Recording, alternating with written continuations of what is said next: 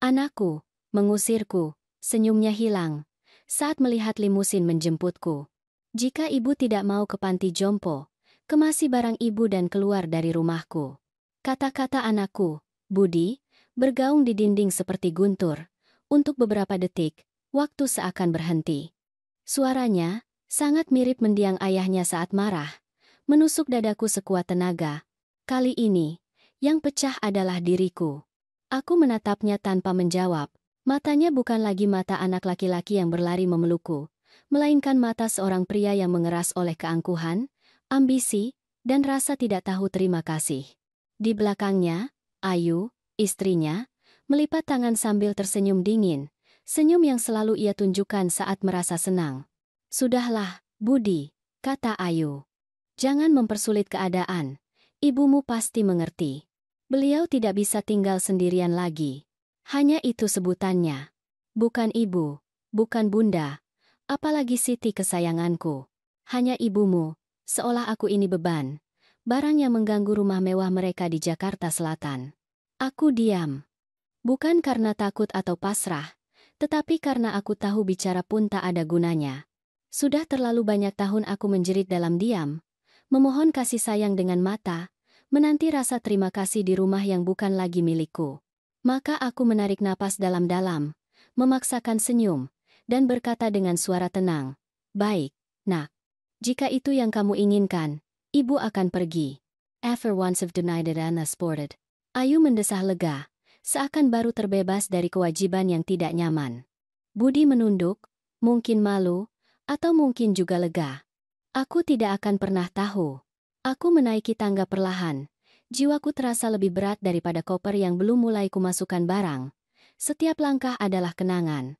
Jejak kaki Budi kecil saat belajar naik, pagar tangga yang dicat sendiri oleh mendiang suamiku, Arman, aroma kayu dan masa lalu, semua itu adalah bagianku, tetapi kini tak ada yang tersisa. Aku memasuki kamar dan melihat sekeliling. Cermin memantulkan seorang wanita dengan rambut memutih, kerutan dalam, dan tatapan yang lebih lelah daripada sedih. Di atas meja rias, foto Arman masih di tempatnya. Aku mengambilnya dengan hati-hati, mengusap debu dengan ujung bajuku, dan berbisik. "Kamu lihat apa yang berhasil kita capai, Arman? Seorang putra dengan rumah sendiri, istri, banyak uang, dan hati yang kosong." Aku mengeluarkan koper kulit tua dari lemari. Tidak besar, tetapi cukup untuk sisa hidupku. Aku melipat setiap pakaian dengan ketenangan yang hampir seperti ritual, blus putih, 2 rok, selendang rajutan dari almarhumah ibuku, dan sepasang sepatu yang usang tetapi bersih. Di dasar koper, kusembunyikan kotak kayu kecil berisi perhiasan imitasi dan surat-surat yang ditulis Arman saat kami masih muda. Di atasnya, kuletakkan album foto, satu-satunya saksi tahun-tahun yang lenyap seperti daun kering. Saat aku menutup koper, kudengar Budi dan Ayu tertawa di ruang tamu. Mereka merencanakan pesta makan malam-malam itu. Rupanya, aku adalah gangguan yang harus lenyap sebelum tamu tiba. Aku menelan ludah. Ada gumpalan di tenggorokan, tetapi aku tidak menangis. Tidak lagi. Air mata sudah mengering sejak hari aku mengerti bahwa anak tidak selalu mencintai seperti yang ibu harapkan. 1 jam kemudian, aku turun dengan koper di tangan. Keheningan memenuhi rumah. Budi berdiri di dekat pintu, menghindari tatapanku. Ayu, sebaliknya, memasang ekspresi yang mencampur belas kasihan palsu dan kepuasan. "Sudah siap, Bu?" tanyanya akhirnya. Aku mengangguk. "Ya, nak. Semua yang ibu butuhkan. Mobil akan mengantar ibu ke panti. Aku sudah bicara dengan direkturnya, tempatnya bagus. Ibu pasti suka." Panti. Kata indah lain untuk menutupi pengabaian. Aku memandangnya dalam diam, mengukir setiap garis wajahnya. Aku tidak ingin mengingatnya seperti ini, tetapi hati tidak bisa memilih apa yang ia simpan. Saat aku membuka pintu untuk keluar, sebuah suara menginterupsi. Mesin kendaraan mewah berhenti tepat di depan rumah. Budi mengernyit. "Apa itu?" Kami mendekat ke jendela. Sebuah limusin hitam parkir di depan pintu, berkilauan di bawah sinar matahari sore. Sopir, dengan setelan gelap dan sarung tangan, keluar dan berjalan ke arahku. "Ibu Siti Dewi?" tanyanya dengan hormat. "Ya, saya." arrived is not started. Saya datang untuk menjemput. Bapak Wirawan Mulyadi meminta saya untuk mengantar ibu. Wajah anakku memucat. Wirawan Mulyadi. Ulangnya, tak percaya. Ya, Bapak, jawab sang sopir. Beliau bilang ibu akan tahu maksudnya. Aku tersenyum lembut. Aku ingat nama itu. Nama dari masa lalu yang pernah menandai masa mudaku dengan kelembutan dan janji-janji yang tak bisa kutepati. Takdir, yang selalu penuh kejutan, membawanya kembali tepat saat hidup mencoba menghapusku. Budi menatapku bingung. Ayu ternganga. Apa yang terjadi, Bu? Aku mengambil koper, menarik napas, dan menjawab, tidak ada apa-apa, Nak. Hanya saja, kediaman yang menunggu ibu ternyata jauh lebih besar dari yang kamu bayangkan. Sopir membukakan pintu limusin. Sebelum masuk, aku menoleh ke Budi. Jaga baik-baik rumah ini, Budi. Suatu hari nanti kamu akan mengerti apa yang sudah kamu sia-siakan. Aku melangkah melewatinya tanpa menoleh ke belakang. Matahari menyentuh wajahku dan angin membelai rambut putihku. Untuk pertama kalinya setelah bertahun-tahun, aku tidak merasa tua, aku merasa bebas. Pintu mobil tertutup, dan mesin menyala dengan dengungan lembut.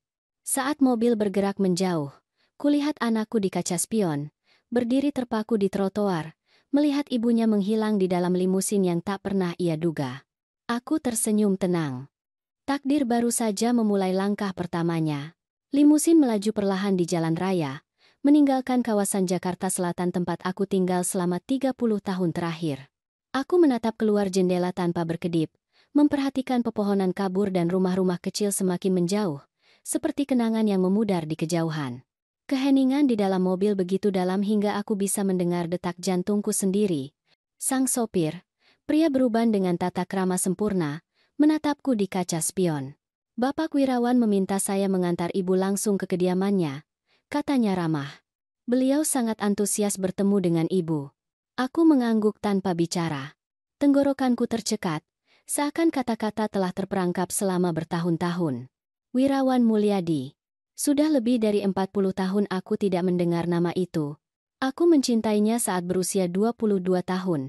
Di masa ketika hidup masih terasa murah hati dan cinta adalah sebuah kepastian. Namun, kemiskinan, tanggung jawab, dan keputusan yang tak bisa ditarik kembali memisahkannya dariku. Aku tak pernah mendengar kabarnya lagi, meskipun terkadang, di malam-malam tanpa tidur, kenangannya datang dengan kelembutan aroma parfum lama. Mobil berhenti di depan gerbang besi Tempa. Di sisi lain, terhampar sebuah kompleks yang tampak dari dunia lain.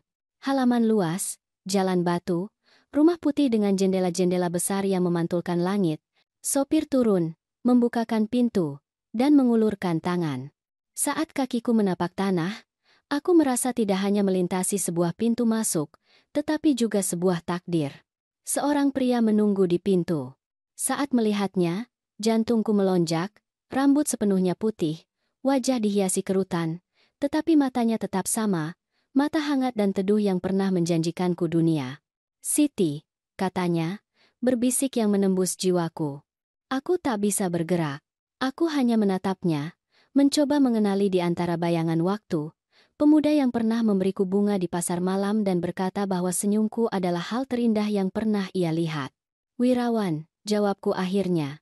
Kami berdiri saling menatap selama beberapa detik, seolah masa lalu membebani kami, tetapi tanpa penyesalan. Dia melangkah ke arahku dan memelukku, bukan pelukan cinta atau gairah, tetapi pelukan pengakuan.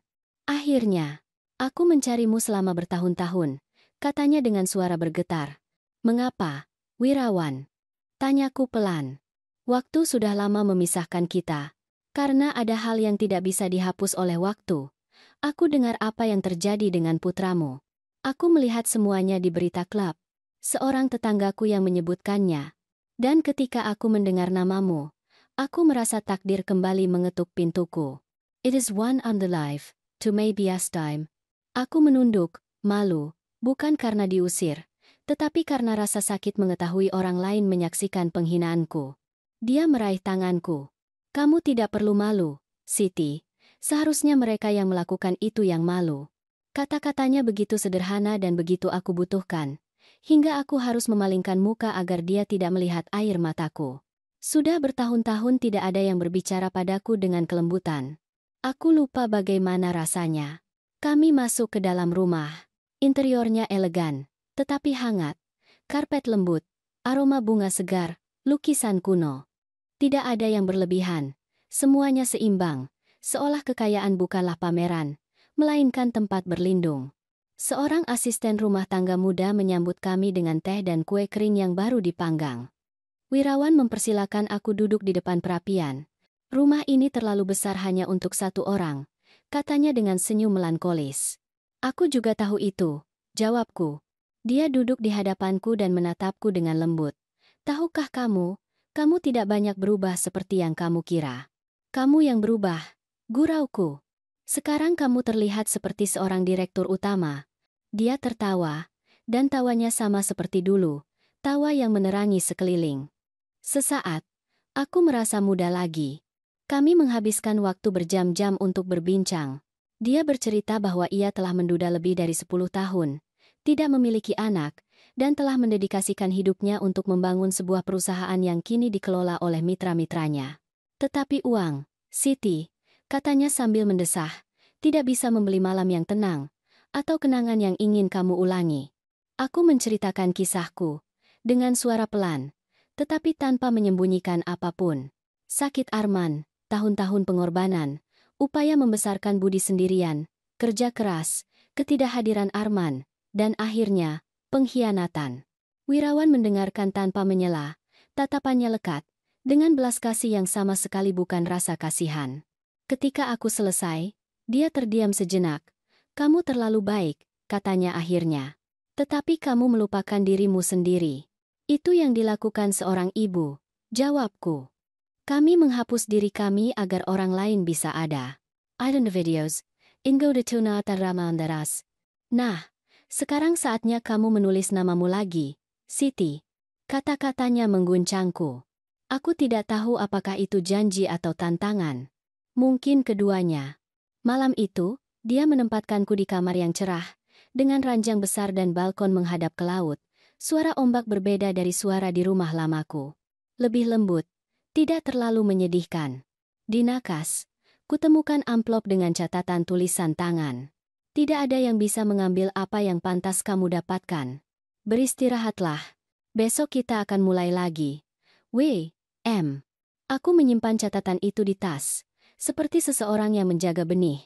Karena jauh di dalam hatiku, sesuatu mulai terbangun. Itu bukan cinta atau harapan. Itu adalah martabat yang sama yang coba dirampas anakku dengan teriakannya, yang sama yang tidak bisa dihancurkan oleh waktu.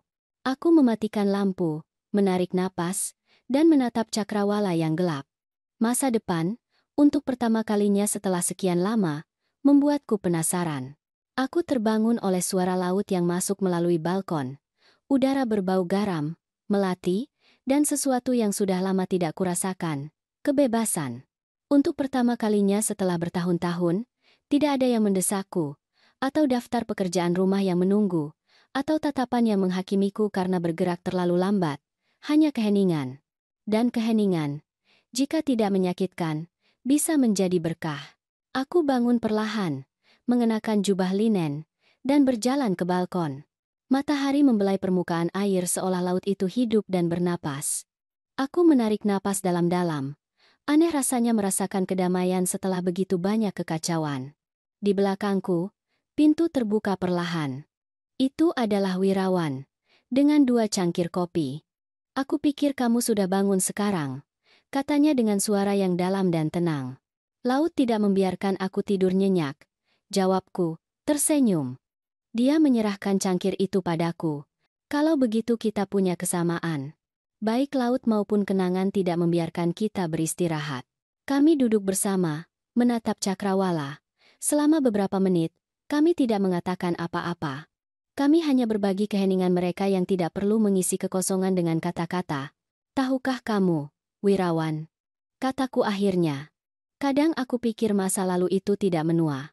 Ia hanya menunggu saat yang tepat untuk kembali. Dan ketika ia kembali, jawabnya dengan sedih, kadang ia mengejutkan kita dengan betapa sedikitnya kita berubah di dalam. Kata-katanya membuatku memikirkan Arman, mendiang suamiku. Aku tidak membencinya. Aku hanya mengingatnya seperti seseorang mengingat sebuah musim, dengan kepasrahan. Dia pria yang baik, pekerja keras, tetapi tidak pernah belajar mendengarku. Dia lebih khawatir tentang apa kata tetangga daripada apa yang dirasakan istrinya. Dan aku menerima semuanya, percaya bahwa kepasrahan adalah bagian dari cinta. Pagi itu, saat Wirawan pergi untuk pertemuan, aku tinggal sendirian di ruang tamu. Ada piano tua di atas meja. Aku menyentuh tuts-tutsnya, tidak berani memainkannya. Sudah lebih dari 30 tahun aku tidak melakukannya. Saat muda, aku bermain di gereja. Itu adalah tempat berlindungku. Tetapi ketika Budi lahir dan uang mulai menipis, aku harus menjual piano dan impianku bersamanya. Aku menutup mata dan menekan satu tuts. Suaranya lembut, hampir malu-malu, tetapi ia membangkitkan sesuatu di dalam diriku, dan tanpa berpikir, aku mulai memainkan melodi yang kuingat di luar kepala, yang biasa kunyanyikan saat Budi masih kecil dan takut tidur sendirian. Tanganku bergetar, tetapi jiwaku tidak. Ketika aku selesai, ada gumpalan di tenggorokan. Gema nada bercampur dengan air mataku. Itu adalah air mata lama yang tertahan, air mata yang disimpan karena harga diri atau kebiasaan. Pada saat itu, aku tahu bahwa masa lalu tidak disembuhkan dengan mengabaikannya, tetapi dengan menghadapinya, tanpa rasa takut. Sore harinya, Wirawan kembali dengan sebuah map di tangan. Aku bawakan sesuatu untukmu, katanya, meletakkannya di atas meja. Di dalamnya ada kertas-kertas, cetak biru, dan dokumen. Aku menjual beberapa properti, jelasnya, dan aku pikir kamu bisa membantuku dengan administrasinya. Tanyaku, terkejut. Aku sudah bertahun-tahun tidak bekerja. In this idis, unjustago, delu unjustago, yes. Justru karena itu, jawabnya sambil tersenyum. Sudah saatnya kamu ingat betapa berharganya dirimu. Aku tidak tahu harus berkata apa. Selama beberapa dekade, hidupku berputar di sekitar orang lain. Memikirkan diriku sendiri terasa hampir egois. Tetapi ada sesuatu dalam tatapannya, sesuatu yang membuatku percaya bahwa aku masih punya kekuatan. Malam itu, setelah makan malam, aku naik ke kamarku dengan map di bawah lengan. Aku duduk di meja dan mulai membaca. Kata-kata properti, tanah, nilai tampak tertulis dalam bahasa lain. Tetapi perlahan, pikiranku mulai bangun. Aku ingat bahwa saat muda aku pandai berhitung, bahwa aku yang mengurus pembukuan untuk bisnis Arman. Aku ingat bahwa aku juga punya impian. Aku menutup mata dan tersenyum, seolah-olah bagian dari diriku yang tertidur mulai bergerak lagi. Sebelum tidur, aku melihat keluar jendela. Bulan sudah tinggi dan laut tenang. Aku memikirkan Budi. Apakah ia memikirkanku? Apakah ia menyesali perkataannya? Mungkin tidak, tetapi itu tidak lagi terlalu menyakitkan. Rasa sakit itu mulai berubah menjadi sesuatu yang lebih kuat. Tekad. Aku menyentuh amplop tempatku simpan catatan Wirawan. Tidak ada yang bisa mengambil apa yang pantas kamu dapatkan. Aku tersenyum. Mungkin, setelah bertahun-tahun, takdir memberiku kesempatan kedua, dan kali ini aku tidak akan menyia-nyiakannya. Aku mematikan lampu, berbaring, dan sebelum menutup mata, aku berbisik. Terima kasih, Wirawan. Terima kasih, hidup. Mereka bilang kebebasan. Ketika datang terlambat, rasanya berbeda. Ia tidak memiliki rasa manis masa muda, tetapi rasa yang lebih dalam, lebih bijak, hampir tenang. Begitulah perasaanku setiap pagi bangun di rumah tepi laut itu. Bebas tetapi juga baru. Hari-hari berlalu dengan ketenangan yang tidak biasa bagiku. Aku bangun pagi, membuat kopi untuk kami berdua, lalu berjalan di taman, menyentuh bunga-bunga dengan ujung jari, seolah ingin memastikan bahwa semua itu nyata. Kemudian aku duduk di meja dengan map Wirawan dan tenggelam dalam kertas, angka, dan keputusan. Awalnya, aku meragukan diriku sendiri.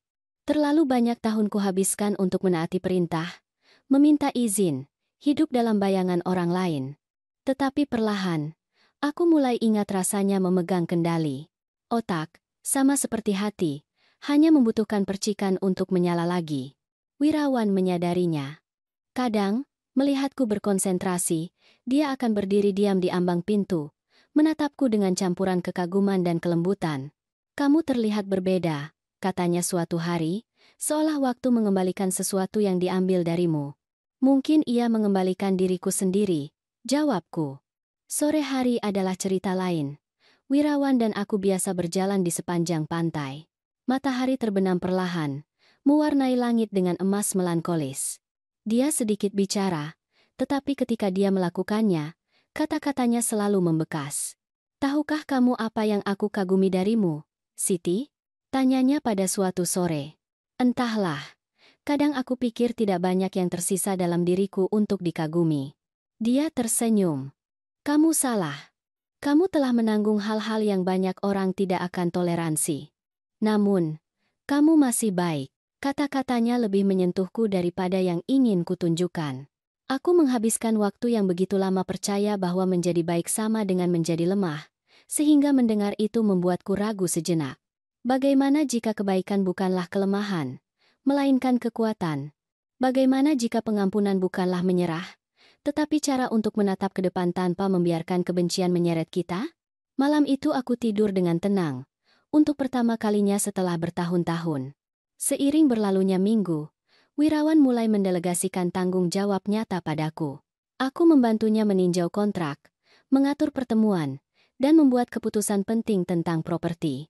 Para mitra awalnya menatapku dengan curiga, tetapi mereka segera mengerti bahwa intuisiku tepat. Istri Bapak benar, kata salah satu dari mereka pada suatu kesempatan. Wanita melihat hal-hal yang tidak kita lihat. Wirawan tersenyum. Dia bukan istriku. Dia adalah sesuatu yang jauh lebih penting.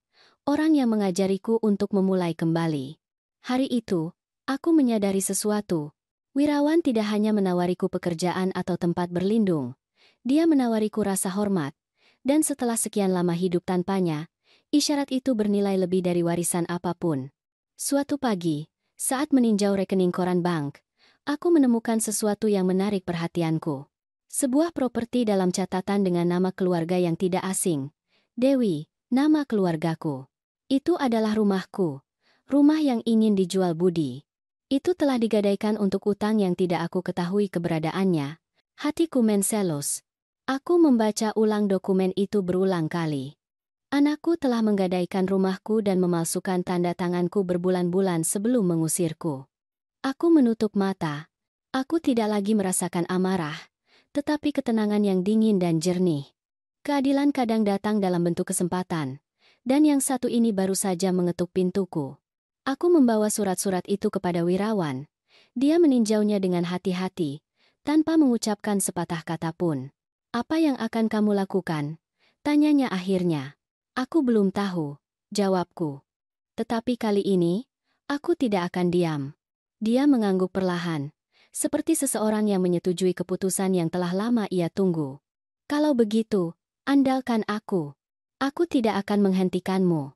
Malam itu, di depan cermin, aku menatap diriku secara berbeda. Wajah itu masih penuh keraguan, ya? Tetapi mataku memiliki cahaya yang berbeda. Aku tidak lagi melihat seorang wanita yang rapuh atau hancur, tetapi seseorang yang telah belajar untuk bertahan hidup. Seseorang yang akan menuntut apa yang menjadi miliknya, bukan untuk balas dendam, tetapi untuk keadilan. Aku mengambil buku catatan tua dari laci dan mulai menulis. Setiap baris adalah bagian dari ceritaku. Penghinaan, pengorbanan, malam-malam sepi, hari aku diusir. Saat aku masuk ke limusin, aku menulis semuanya. Dan ketika aku selesai, aku menambahkan sebuah kalimat di akhir. Suatu hari nanti, anak yang mengusirku akan belajar bagaimana rasanya tidak punya rumah. Aku menutup buku catatan dan mematikan lampu. Angin masuk melalui jendela, membawa aroma laut dan takdir. Aku tahu bahwa waktunya untuk kembali akan segera tiba. Bukan sebagai ibu yang diusir, tetapi sebagai wanita yang kembali untuk menempati tempatnya. Pada hari anakku mengetuk pintuku, langit tertutup awan kelabu, seolah alam semesta sendiri tahu bahwa sesuatu yang tidak menyenangkan akan terjadi. Aku sedang di ruang tamu, meninjau beberapa dokumen, ketika ku dengar ketukan di pintu masuk. 3 ketukan kuat, tidak sabar, persis sama dengan ketukan yang ia berikan saat kecil dan pulang lapar dari sekolah. Ketika aku membuka pintu, kulihat dia berdiri di sana, menundukkan kepala dan tatapan lelah. Dia mengenakan jas yang kusut, tangannya bergetar, dan aura kekalahan yang belum pernah kulihat sebelumnya. Sesaat, hatiku tercekat. Aku ingin memeluknya, tetapi aku ingat kata-kata yang mengusirku dari rumahnya, air mata yang kutahan saat melipat pakaianku. Maka aku menarik napas dalam-dalam dan berkata dengan suara tenang, "Budi, sungguh kejutan." Dia mendongak dan, saat melihatku, ekspresinya langsung berubah. Dia tertegun. Kurasa ia tidak pernah membayangkan menemukanku seperti ini, berdiri tegak, berpakaian elegan, dengan keamanan di mataku yang tidak ia miliki di matanya. "Bu," gumam Nia, "kamu tidak menyangka bahwa aku tidak akan mati." Aku menyela dengan tenang. "Jangan khawatir, Nak. Hidup belum selesai denganku." Dia terdiam. Jelas bahwa dia tidak datang mengunjungiku karena cinta. Sesuatu memaksanya, sesuatu yang lebih kuat daripada penyesalan. Dan aku, meskipun hati keibuanku mengenali segalanya, memutuskan untuk mendengarkan lebih dulu. "Bisakah kita bicara?" tanyanya akhirnya. "Tentu saja. Tapi kali ini, di rumahku." Aku mempersilakannya masuk. Matanya melirik ke sekeliling tempat itu dengan campuran keterkejutan dan kecemburuan. Furnitur halus, aroma kopi yang baru diseduh, lukisan antik, keheningan yang sempurna. Ruangan itu sama sekali tidak ada hubungannya dengan rumah kecil tempat ia meneriakiku. Kami duduk berhadapan. Untuk pertama kalinya setelah sekian lama, kekuasaan ada di pihakku. "Bu," ia memulai. "Aku tahu aku tidak berhak meminta apapun, tetapi aku sedang melewati masa sulit." "Oh, benarkah?" tanyaku pelan. "Dan kapan dalam hidupmu kamu tidak begitu, Nak? Kamu selalu ahli dalam mengubah keputusanmu menjadi kesalahanku." Dia menundukkan kepala. Keheningan di antara kami begitu berat hingga terdengar detak jam ruang makan. "Aku kehilangan pekerjaan," lanjutnya. "Ayu, dia pergi. Dan aku, rumit dengan beberapa utang." "Rumit," katanya. Kata elegan itu menyembunyikan kebenaran yang sudah kutemukan. Hipotek, pemalsuan, pengkhianatan. "Dan apa yang kamu harapkan dariku, Budi?" tanyaku dengan suara tegas. Aku pikir mungkin ibu bisa membantuku, setidaknya untuk sementara." "Membantumu?" ulangku, menikmati ironi. "Seperti kamu membantuku ketika kamu mengusirku ke jalan." Dia tidak menjawab, matanya berkaca-kaca. Sejenak, aku berpikir penyesalannya tulus, tetapi hati, yang pernah terluka, belajar mengenali kepalsuan. "Bu," katanya akhirnya, dengan suara yang hampir memohon. "Aku melakukan kesalahan, tetapi aku tetap anak ibu. Dan aku tetap ibumu," jawabku dengan tenang. Bedanya, aku sudah belajar untuk tidak membiarkan diriku tidak dihormati, bahkan oleh seseorang yang darah dagingku sendiri. Dia bangkit tiba-tiba. "Jadi ibu akan menolak membantuku, setelah semua yang kulakukan untuk ibu?" Aku tersenyum. "Untukku, kamu mau kita membuat daftar, Budi? Karena jika kita bicara tentang pengorbanan, pengorbananku dimulai sejak hari kamu lahir. Keheningannya adalah kemenanganku." Pada saat itu, Wirawan masuk ke ruang tamu. Dia mengenakan jas abu-abu dan membawa sebuah map di tangan. "Maaf mengganggu," katanya dengan sopan. "Tetapi aku perlu meninjau beberapa dokumen kemitraan dengan Siti." Budi menatapnya dengan mata terbelalak. "Kemitraan?" "Benar," jawab Wirawan dengan tenang. "Ibumu dan aku adalah mitra dalam beberapa proyek." Wajah anakku berkerut. Aku tidak tahu apakah itu keheranan, kecemburuan, atau amarah murni. "Kalian, mitra?" "Ya, Nak," jawabku dengan senyum tenang. Ternyata hidup memberiku kesempatan kedua, dan aku mengambilnya. Budi tidak bisa mempercayainya. Bibirnya bergerak, tetapi tidak ada kata yang keluar. Dan pada saat itu, aku mengerti bahwa harga dirinya telah hancur. Wirawan meletakkan map di atas meja dan menatapku. "Setelah kamu selesai di sini, kita akan meninjau angka-angkanya." "Tentu, Wirawan." "Terima kasih." Ketika dia pergi, Budi menatapku dengan campuran amarah dan kebingungan. "Apa semua ini, Bu? Mengapa ibu tidak memberitahuku apa-apa?" "Karena kamu tidak perlu tahu. Kamu membalikan punggungmu padaku. Aku tidak butuh persetujuanmu untuk bangkit kembali." Dia mengepalkan tinju. "Ini tidak akan berakhir di sini." "Tidak. Tentu saja tidak." jawabku. Kali ini, segalanya akan berakhir sebagaimana mestinya. Aku bangkit dan berjalan menuju pintu. Kamu bisa pergi, Budi. Aku tidak punya apa-apa untuk ditawarkan, kecuali sebuah nasihat. Jangan pernah menghina seseorang yang tahu cara menunggu. Dia membuka mulutnya untuk menjawab, tetapi tidak jadi.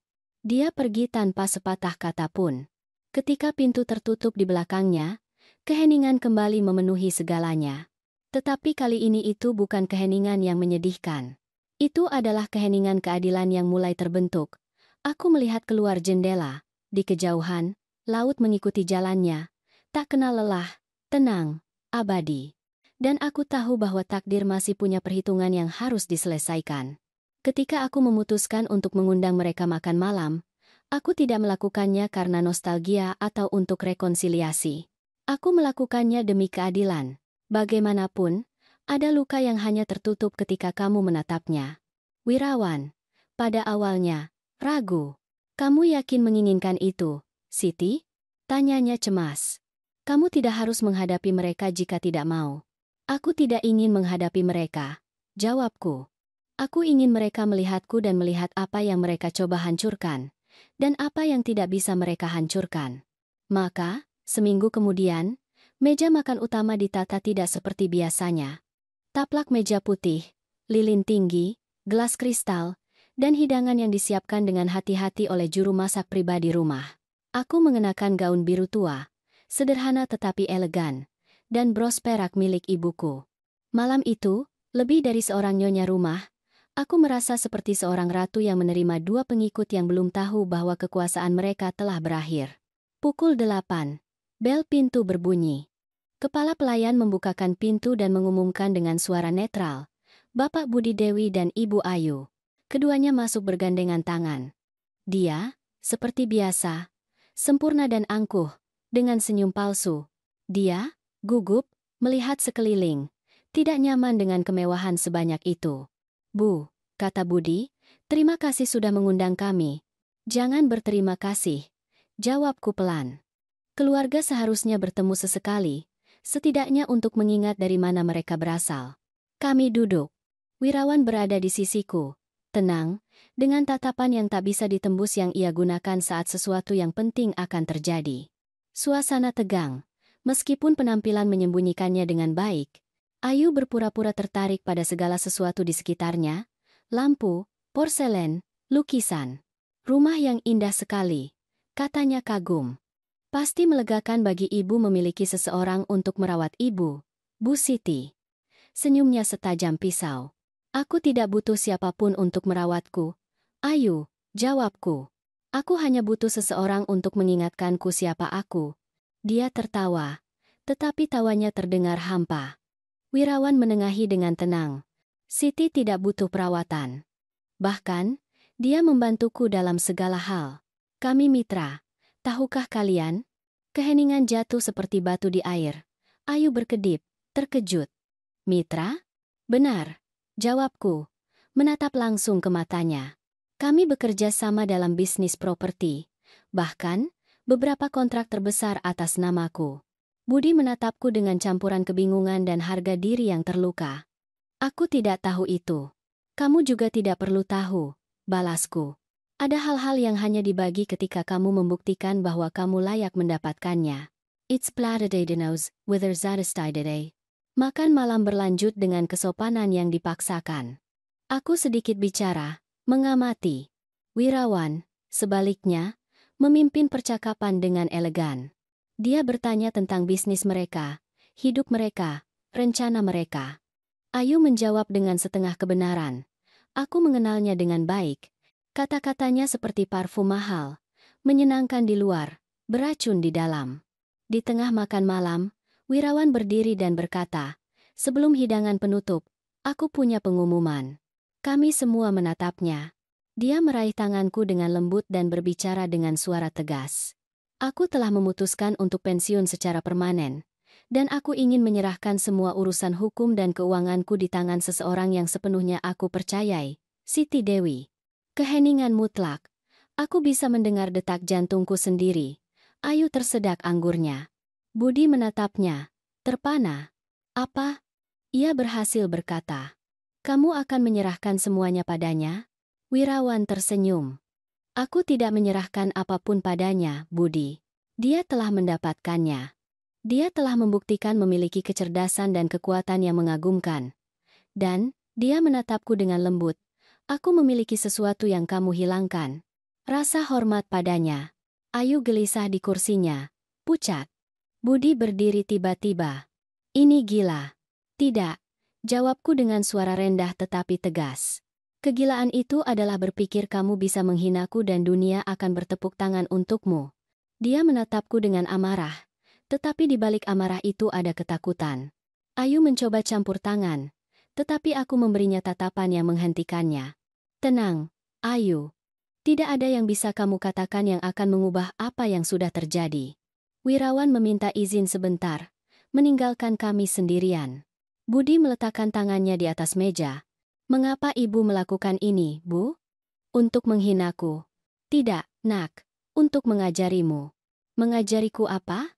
Untuk tidak meremehkan orang yang memberimu hidup. This could be Nandas. The fullness samai. Dia menatapku dengan kening berkerut. Seolah tiba-tiba melihatku untuk pertama kalinya. Suaranya pecah. Aku hanya ingin membuat hidupku. Dan kamu membuatnya. Jawabku.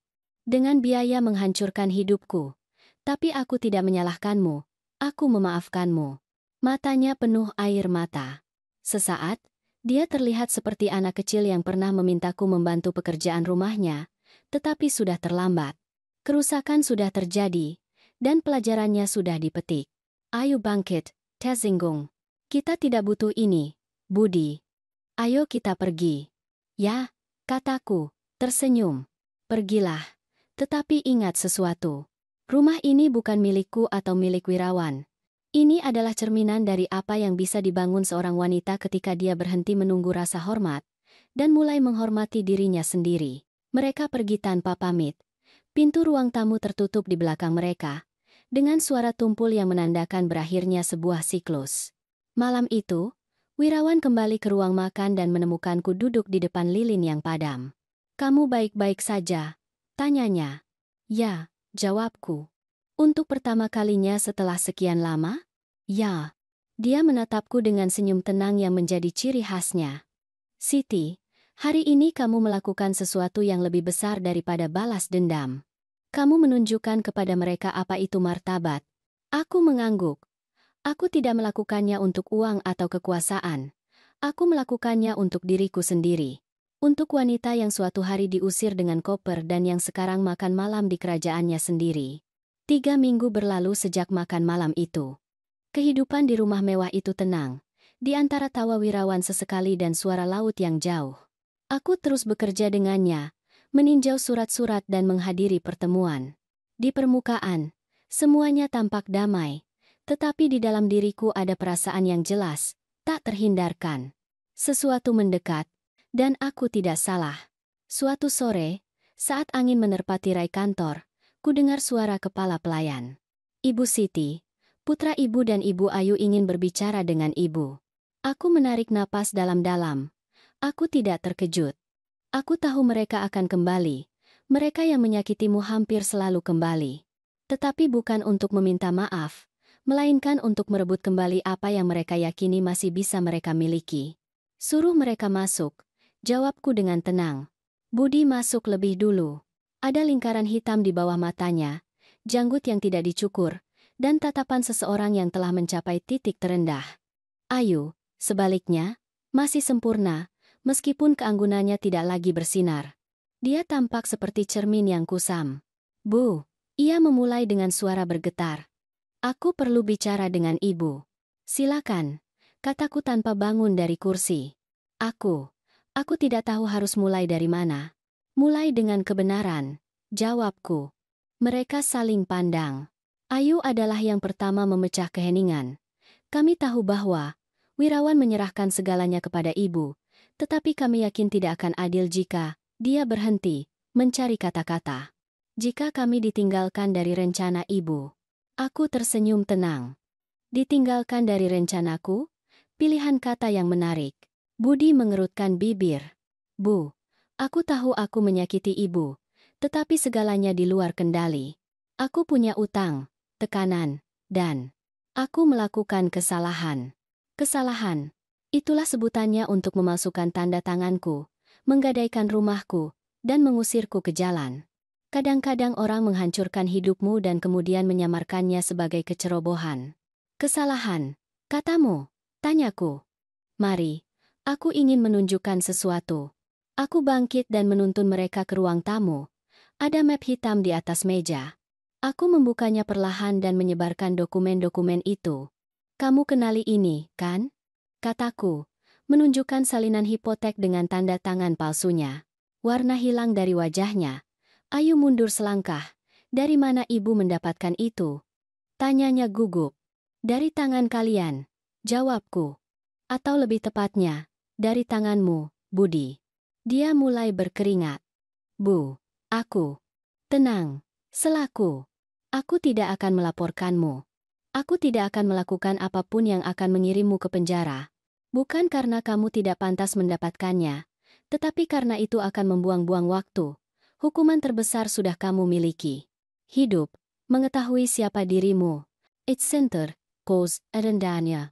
Ayu mencoba mempertahankan ketenangannya. Semua ini salah paham. Budi tidak bermaksud menyakiti ibu. Kamu juga tidak, kurasa, jawabku.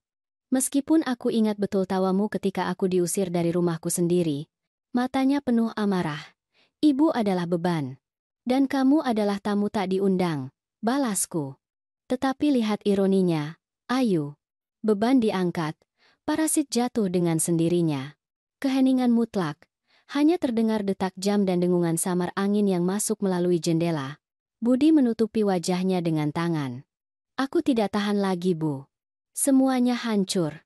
Ayu ingin meninggalkanku. Kreditur mencariku. Aku butuh bantuan. Bantuan?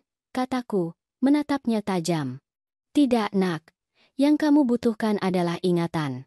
Ingatan. Ya. Untuk mengingat bahwa pada hari kamu mengusirku, kamu bilang kamu tidak ingin melihatku lagi. Dan di sini kamu, memohon di depan wanita yang kamu hina. Ayu bangkit tiba-tiba. Cukup. Ibu tidak berhak menghina kami. On the next defend. Aku tidak menghina kalian. Ayu, jawabku dengan ketenangan yang melucutinya. Aku hanya mengangkat cermin agar kamu bisa melihat siapa dirimu. Pada saat itu, Wirawan masuk ke ruangan. Dia memegang map lain di tangannya, tetapi tatapannya berbeda. Dingin, jauh. Siti, semuanya baik-baik saja? Tanyanya. Ya, Wirawan. Kami baru saja menyelesaikan pembicaraan yang tertunda. Dia mengangguk dan meletakkan kertas-kertas di atas meja. Sempurna, karena ada hal lain yang harus kalian ketahui. Anda recommend instead, on the lie to, undecommended. Dia menatap mereka berdua. Aku sakit, katanya tegas. Belum serius, tetapi sudah waktunya untuk membereskan urusanku, dan agar tidak ada kebingungan. Semua warisan hukumku dan aset bisnisku akan dialihkan ke nama Siti Dewi. Budi membuka matanya dengan putus asa. Apa? Itu tidak mungkin. Ya, itu mungkin, jawab Wirawan. Dia mendapatkan kepercayaanku, rasa hormatku, dan sesuatu yang lebih berharga, kekagumanku. Ayu mencoba memalsukan senyum. Itu pasti kesalahan, Pak Wirawan. Budi selalu ingin memperbaiki apa yang terjadi. Wirawan menatapnya dengan jijik. Penyesalan yang lahir dari kepentingan diri sendiri tidak ada artinya, Nyonya. Budi ambruk di kursi, tanpa kekuatan. Untuk pertama kalinya, aku melihatnya tanpa topeng. Hanya seorang pria yang hilang, kosong, yang tidak lagi tahu siapa yang harus disalahkan. Aku berjalan ke arahnya, meletakkan tanganku di bahunya, dan berkata dengan suara pelan, "Sudah Ibu peringatkan, Nak. Rumah dibangun dengan cinta, bukan dengan keegoisan. Kamu memilih api, dan sekarang kamu hidup di antara abunya." Air matanya mulai jatuh. Ayu menjauh, kesal, malu. "Ayo kita pergi," katanya dengan kasar. Budi tidak bergerak. Dia hanya menatapku dengan mata merah dan bergumam, "Maafkan aku, Bu." Aku menatapnya dalam diam, dan meskipun hatiku melunak sesaat, aku tahu aku tidak bisa kembali. "Pengampunan tidak diminta, Nak," kataku dengan suara tegas. Itu didapatkan. Tata ransar. Ketika mereka pergi, udara terasa lebih ringan. Wirawan mendekat dan menawarkan lengannya. Kamu baik-baik saya? Ya, jawabku.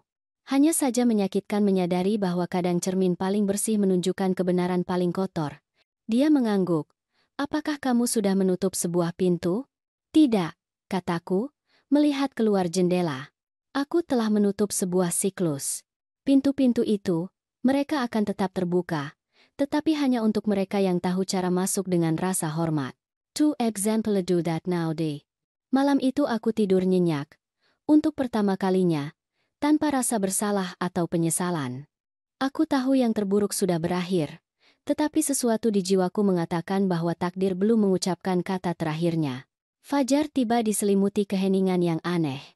Bukan nyanyian burung maupun gumaman laut, hanya kekosongan yang membebani udara.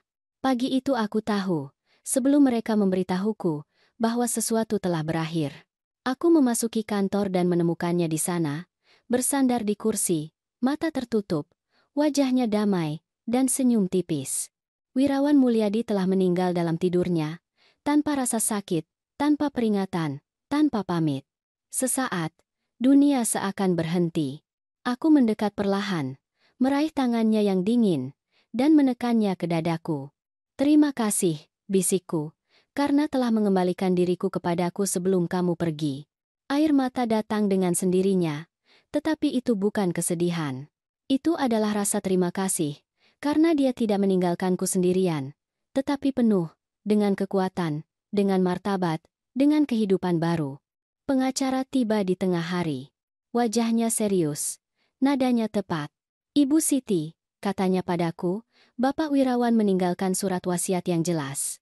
Semua aset, properti, dan sahamnya secara hukum beralih ke nama ibu. Tidak ada tantangan yang mungkin. Aku mengangguk dalam diam.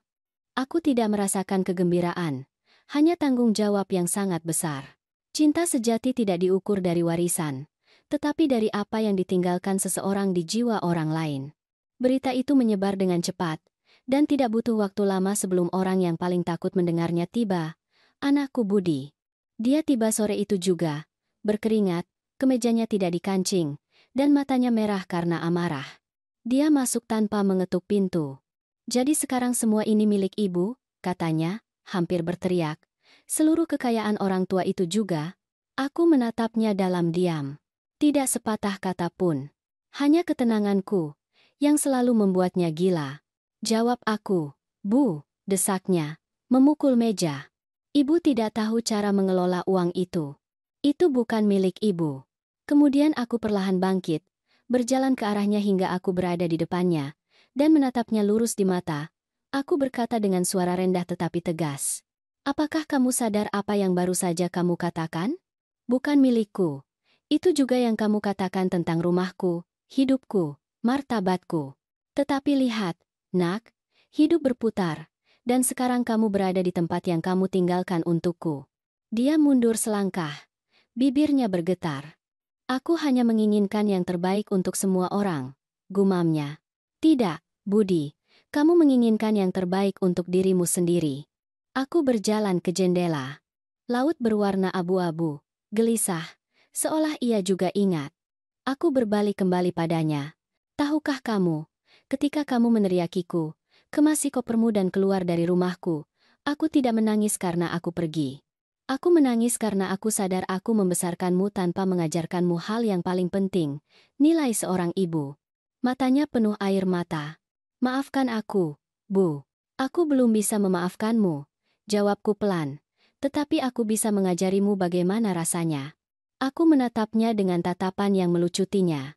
Kemasi kopermu, Budi. In the Islam, Diendam and the Islam. Apa? Apa yang ibu katakan? Kemasi kopermu, ulangku, dan keluar dari rumahku. Dia membeku. Ibu menggusirku. Tidak. Aku hanya mengembalikan pelajaran yang kamu berikan padaku. Keheningan mutlak. Aku bisa mendengar derit kayu di bawah kakinya. Tangannya mulai bergetar. Aku tidak punya tempat untuk pergi. Aku juga tidak, kataku, berjalan ke pintu. Tetapi aku tetap pergi. Ketika dia melintasi ambang pintu, dia berhenti dan menatapku dengan mata penuh air mata. Apakah ini membuat ibu bahagia, Bu? Tidak, nak, jawabku. Kebahagiaan bukan pada melihatmu jatuh, tetapi pada melihat diriku berdiri. Aku menutup pintu perlahan. Melalui kaca, aku melihatnya berjalan menjauh, menyeret ransel kecil. Dia tidak menoleh. Aku juga tidak. Aku pergi ke ruang tamu dan menyalakan lilin untuk Wirawan. Api bergetar, seolah udara telah dipenuhi kenangan. Aku berhasil, bisikku. Apa yang kamu inginkan? Merebut kembali tempatku. Undulation, Inforing Linen Lifters, Aravan and Center. Kepala pelayan masuk dan menyerahkan sebuah amplop. Ini ada di meja Bapak Wirawan, ditujukan kepada ibu. Aku membukanya. Itu adalah surat. Siti, jika kamu membaca ini, aku sudah pergi. Jangan meratapiku. Kematian tidak mencuri apapun dariku. Ia hanya mengubah lokasiku. Jaga apa yang kamu bangun, tetapi di atas segalanya, jaga dirimu. Dari pengampunan yang kamu berikan terlalu mudah dan cinta yang tidak kamu tahu cara menolaknya. Uang berlalu. Martabat tetap ada. W. M. Andaliderade. Aninaiti, Adelarengo. Air mata mengaburkan pandanganku. Surat itu adalah hadiah terakhirnya. Sebuah peringatan dan berkah. Malam itu, angin menerpa jendela. Laut menderu, seolah ingin merobohkan segalanya. Aku duduk di depan api dengan surat di pangkuanku. Aku memikirkan Budi, tentang Ayu, tentang semua yang telah aku jalani.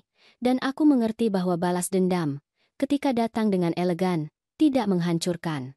Ia mengajar. Wirawan telah meninggalkan lebih dari sekadar properti. Dia telah meninggalkan suaraku, kekuatanku, pusat diriku. Aku mematikan lilin dengan desahan. Api meredup, tetapi di dalam diriku, sesuatu masih membara. Kepastian bahwa aku tidak akan pernah lagi menjadi wanita yang bisa diusir dari rumahnya sendiri. Beberapa bulan telah berlalu sejak kematian Wirawan. Musim dingin telah menetap di pantai, dan angin membawa dingin yang menyakitkan tulang tetapi memurnikan udara. Rumah itu bukan lagi tempat berlindung kesedihan, melainkan ketenangan. Aku telah belajar hidup sendiri, tanpa kebencian, tanpa rasa takut, tanpa mengharapkan apapun dari siapapun. Sampai sore itu, suara bel pintu memecah ketenangan. Kepala pelayan muncul di pintu ruang tamu. Ibu Siti, katanya, hampir berbisik, ada seorang wanita yang bersikeras ingin bertemu ibu. Dia tidak mau pergi. Siapa? Dia bilang namanya Ayu. Nama itu menghantamku seperti bongkahan es. Sesaat, aku berpikir untuk mengatakan aku tidak di rumah, tetapi kemudian aku menarik napas dalam-dalam. Waktunya telah tiba untuk menutup luka terakhir. Suruh dia masuk, kataku dengan suara tegas. Pintu terbuka dan dia ada di sana. Ayu. Dia bukan lagi wanita sombong. Angkuh yang pernah menatapku dengan jijik. Wajahnya kurus, riasan buruk, rambut berantakan. Dia mengenakan mantel usang dan mata kosong. Tanpa percikan, tanpa keangkuhan. Dia hampir tidak lebih dari bayangan dirinya sendiri. Bu Siti, katanya dengan suara serak, maaf datang seperti ini, tanpa menelepon. Jangan khawatir. Jawabku dengan tenang. Masuklah. Dia masuk perlahan, melihat sekeliling, seolah tidak percaya bahwa wanita yang sama yang ia coba hapus dari peta sekarang tinggal di tempat seperti ini. Kami duduk berhadapan. Aku berada di kursi favoritku, dan dia di ujung kursinya, gugup. Aku butuh bantuan ibu. Ia memulai tanpa basa-basi. Budi hilang. Hatiku menegang. Hilang. Ya. Dia pergi beberapa minggu yang lalu. Dia punya masalah dengan orang berbahaya. Dia kehilangan segalanya, bahkan rumahnya, dan aku. Dia mulai menangis. Aku tidak punya tempat tinggal. Keheningan semakin pekat. Aku mengamatinya tanpa mengatakan apa-apa. Setiap katanya seperti potongan yang pas dengan teka-teki keadilan takdir. Dia, yang pernah tertawa sambil mengusirku dari rumahku, kini memohon atap di atas kepalanya. Dan apa yang kamu harapkan dariku, Ayu? Tanyaku dengan tenang. Hanya tempat tinggal. Tidak lama. Sampai aku bisa memulai lagi. Aku menatapnya. Tangannya gemetar, bibirnya pecah-pecah, matanya memohon. Sesaat, Aku merasakan belas kasihan. Tetapi ingatan akan suaranya pada hari terkutuk itu. Apakah kamu akan merusak foto-foto dengan bau obat tuamu? Kembali seperti tamparan. Aku menarik napas dalam-dalam. Kamu ingat ketika kamu mengatakan padaku bahwa rumah bukanlah tempat untuk wanita tua yang tidak berguna? Tanyaku pelan. Bu Siti, aku salah. Aku tahu. Tetapi kata-kata, sama seperti batu, meninggalkan bekas. Dia terdiam, matanya penuh air mata. Tolong, gumamnya, aku tidak punya siapa-siapa lagi. Aku menatapnya dengan hati-hati. Bukan dengan kebencian, tetapi dengan ketenangan yang hanya bisa diberikan oleh tahun-tahun. Hidup, pikirku, adalah guru yang kejam tetapi adil. Dan wanita ini sudah belajar pelajarannya. Aku bangkit perlahan. Aku berjalan ke jendela. Laut berwarna abu-abu, bergejolak, persis seperti sore ketika Wirawan meninggal, dan menatap ke Cakrawala. Aku berbicara tanpa berbalik. Aku tidak bisa menawarimu rumah, Ayu, tetapi aku bisa menawarimu sesuatu yang lebih berharga. Apa itu? Tanyanya, hampir tak terdengar. Nasihat yang sama yang pernah kamu berikan padaku, meskipun dengan kata-kata berbeda. Belajarlah memulai sendirian. Dia menundukkan kepala, kalah. Dia bangkit dengan susah payah dan berjalan menuju pintu. Sebelum pergi, dia berhenti. Tahukah ibu? Aku selalu berpikir ibu lemah, bahwa diam ibu adalah kepengecutan. Aku berbalik dan menatap matanya. Kamu salah, Ayu. Diamku adalah kesabaran, dan kesabaran selalu menagih harganya. Dia membuka pintu dengan tangan gemetar. Angin dari laut bergegas masuk, dingin, seperti pengingat. Dia menatapku sekali lagi dan berbisik, aku harap suatu hari nanti aku bisa memaafkan diriku sendiri. Aku juga berharap begitu, jawabku. Tetapi pengampunan juga harus didapatkan. Dan kemudian dia pergi, tanpa menoleh ke belakang. Dia menghilang di jalan batu, mantelnya berkibar tertiup angin seperti bendera yang menyerah. Aku tetap menatap pintu yang tertutup untuk waktu yang lama. Aku tidak merasakan kegembiraan. Aku tidak merasakan kesedihan. Hanya perasaan lega yang aneh. Seolah-olah sebuah bayangan telah terangkat dari dadaku setelah bertahun-tahun hidup di dalamnya. Aku keluar ke taman. Ombak menghantam batu. Marah tetapi indah. Aku memikirkan Budi. Di mana dia? Apakah dia hidup? Hati seorang ibu tidak pernah berhenti berdetak untuk putranya, bahkan ketika itu telah terluka. Ya Tuhan, bisikku ke angin. Jagalah dia, dimanapun dia berada. Dan jika dia kembali, biarkan dia datang dengan jiwa yang bersih. Angin bertiup lebih kencang, dan pada saat itu aku merasakan sesuatu seperti sebuah jawaban. Itu bukan penghiburan, itu adalah penutupan. Karena aku telah mengerti bahwa keadilan, ketika datang dari hati, tidak membutuhkan saksi. Malam itu aku menyalakan perapian. Api menerangi dinding, dan potret Wirawan seakan tersenyum padaku dari belakang ruang tamu. Aku menuang segelas anggur, duduk di depan api, dan untuk pertama kalinya, aku tidak memikirkan masa lalu maupun balas dendam. Hanya keheningan yang, kali ini, tidak menyakitkan. Itu adalah suara kedamaian. Waktu berlalu tanpa peringatan. Hari-hari menjadi lebih lambat, laut lebih tenang, dan musim dingin mulai menyerah pada musim semi. Rumah itu bukan lagi tempat berlindung kesedihan, melainkan ketenangan. Aku telah belajar hidup sendiri, tanpa kebencian, tanpa rasa takut, tanpa mengharapkan apapun dari siapapun. Tetapi suatu sore, saat matahari terbenam dan langit diwarnai emas, kepala pelayan mendekat dengan wajah pucat. Ibu Siti, katanya, hampir berbisik, ada seseorang yang bersikeras ingin bertemu ibu. Dia bilang dia putra ibu. Jantungku berdebar kencang. Tubuhku terasa mati rasa, seolah semua masa lalu tiba-tiba berkerumun dalam satu detik. Suruh dia masuk, kataku, mencoba menjaga suaraku tetap stabil. Budi masuk perlahan. Tetapi dia bukan lagi pria angkuh yang meneriakiku bertahun-tahun lalu. Wajahnya menua, kulitnya pucat, langkahnya canggung. Dia membawa tongkat di tangan dan batuk yang terdengar seperti perpisahan. Matanya, cekung, adalah mata seseorang yang telah kehilangan lebih dari sekadar uang. Dia telah kehilangan hidup itu sendiri. Bu, bisiknya.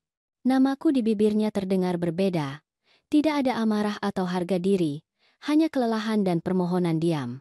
Aku berdiri diam, mengamatinya dalam keheningan. Aku tidak tahu apakah harus berlari memeluknya atau tetap teguh. Tetapi dia mendekat. Dia berlutut di depanku dan mulai menangis. Maafkan aku, Bu. Tolong, maafkan aku. Uncanny, undone to start. Tangisnya tulus, berbeda dari waktu lain. Dia menangis seperti anak kecil yang hilang. Dan pada saat itu, aku mengerti bahwa dia bukan lagi musuhku, tetapi jiwa yang dikalahkan oleh kesalahannya sendiri.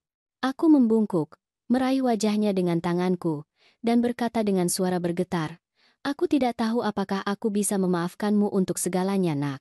Tetapi aku bisa mencintaimu, meskipun tidak ada lagi waktu tersisa bagimu untuk mengubah masa lalu." Dia menangis lebih keras. "Aku sakit," ia mengakui. "Dokter bilang aku tidak punya banyak waktu lagi, dan aku hanya ingin melihat ibu sekali terakhir." Mataku penuh air mata. "Mengapa kamu menunggu begitu lama?" tanyaku. "Karena rasa malu lebih berat daripada rasa sakit." Aku membantunya berdiri dan menuntunnya ke kursi di dekat api. Aku menuangkan teh untuknya. Tangannya gemetar saat memegang cangkir.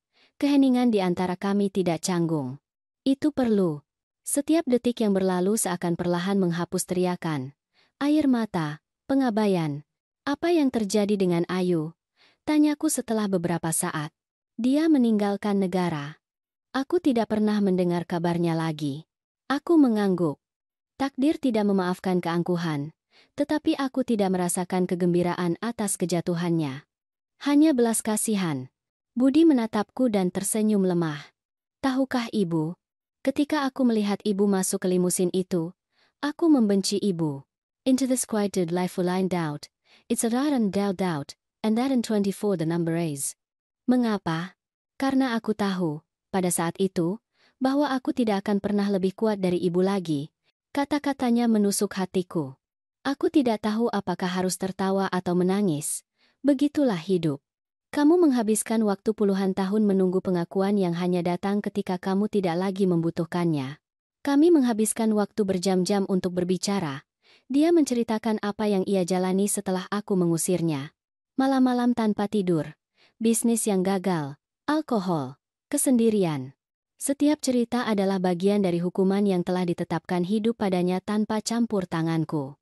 Ketika dia selesai, aku menatapnya lekat-lekat dan berkata, "Hidup mengambil semua yang kamu pikir milikmu untuk mengembalikan satu-satunya hal yang kamu lupa jaga, jiwamu."